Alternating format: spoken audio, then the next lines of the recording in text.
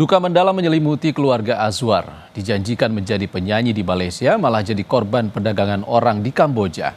Hingga kini jenazah belum berhasil dipulangkan karena biaya yang harus dikeluarkan keluarga mencapai 160 juta rupiah.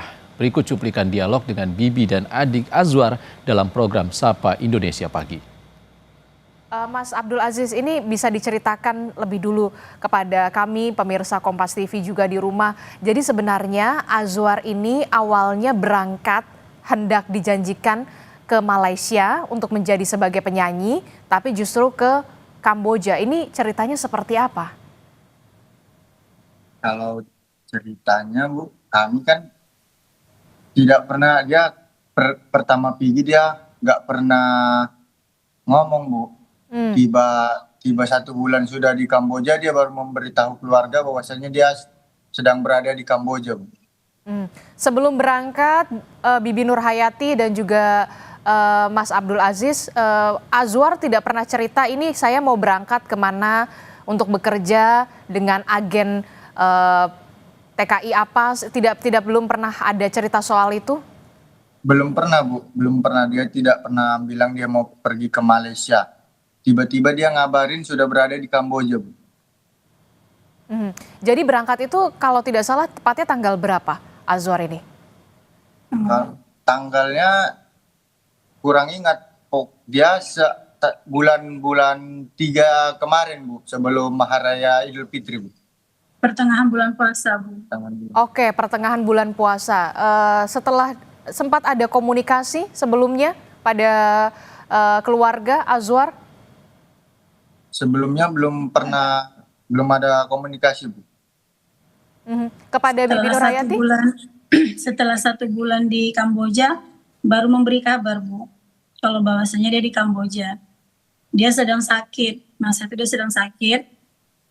Dan dia sempat juga mengirimkan uang kepada adiknya sebesar 1.250.000 Bu. 1.250.000 itu di bulan April? April ya? Iya, bulan April Bu. Di bulan April sempat mengirimkan uang ke keluarga itu 1.250.000. Apa yang diceritakan Azwar kala itu? Berarti di Malaysia tidak ada komunikasi Azwar selama ini di Malaysia? Tidak ada. Dia setelah mengirimkan uang itu dia bilang ini sisa uang gaji abang kirimkan sama Mujiz, baik-baik kamu ya di sana ya. Abang di sini kan kemarin? Abang di sini lagi sakit-sakitan. Setelah ngirim duit ini abang nggak ada kabar lagi, Jis. Kamu baik-baiklah di sana, Jis, katanya gitu Bu. Cerita apa yang dikerjakan Azwar di Kamboja? Pertama dia bekerja sebagai judi online. Setelah 1 bulan bekerja di judi online, dia dipindahkan ke perusahaan scammer ini Bu. Pernah cerita juga ke Binur Hayati atau ke Abdul Aziz, kok tiba-tiba dari yang dijanjikan di Malaysia, tapi kok tiba-tiba adanya di Kamboja? Iya, karena dia dari Indonesia ke Malaysia Bu, pada masa itu dia dijanjikan ke Malaysia mau sebagai penyanyi. Tahu-taunya dibawa sama agennya ke Kamboja. Agennya itu keluarga tahu dari mana? Enggak, karena kepergian dia pun kami nggak ada yang tahu, nggak ada pamit sama keluarga. Oke, tidak ada pamit. Berarti terakhir komunikasi dengan pihak keluarga itu kapan? Di tanggal 7 Juni semalam. 7 Juni, apa yang dikomunikasikan atau diceritakan oleh Azwar kepada pihak keluarga kala itu?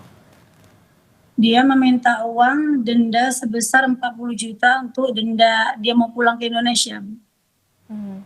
Dan kami tidak memiliki uang sebesar 40 juta. Jadi kami minta kurang, mau 15 juta. Nggak apa-apa 15 juta dikirimkan.